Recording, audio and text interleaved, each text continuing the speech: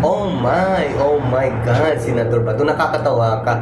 Huy, bubo, puncher, nasa sa harap ka ng hearing, ng Senate hearing, ng mga malalaking personalidad at malalaking posisyon sa gobyerno at may mga utak, hindi katulad sa iyo. Puncher, na pinaniwalaan mo, dala-dala ni Morales. Oh my God. Oh my, Senador Bato, bumaba ka dyan sa pisto. Oo, yun lang ba ang basyan mo dahil sa puncher? My gosh. Uy, magtanong-tanong ka sa sekretary mo. Oo. Tsaka hindi yung basihan. Kung hindi ka pa naman bobo at naniwala ka sa dokumento na walang serial number, yung isang forma, yung isang documents is walang perma, yung isang documents is walang perma, naniwala ka? Ha?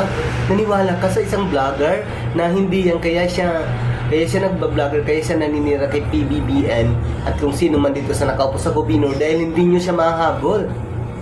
She's not a Filipino citizen. American citizen siya. Kaya common sense ba to?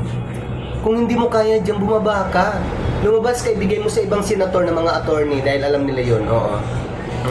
Kahit ano pang gawin ninyo, paninira kay PBBM, wala kayong prueba. Kasi hindi pwede kumpara ang mukha mo sa presidente namin na si PBBM dahil sila ay may kinabukasan. Yung ikaw, kaya ka sumikat, kaya ka naging senador dahil sa ex-president Duterte. Kaya ka nanalo. Pero sa susunod subukan mo, hindi ka naman nanalo. Baka kayo ang papalit sa Ulso Diretso. Inidoro. Yun lang po. Kaya, at hindi kong basa-basa na lang. Ngayon, high-tech na, digital na ngayon, pwede na lang siya iscan kasi may mga document controller. Sini-scan na lang, sinisave na lang sa extra drive namin. Oo. Yun. Kaya, huwag kang tatayo dyan sa entablado, sa harapan ng mga matataas at matatalinong tao na ang babasihan mo lang ay dahil sa puncher ng dokumento. Excuse me.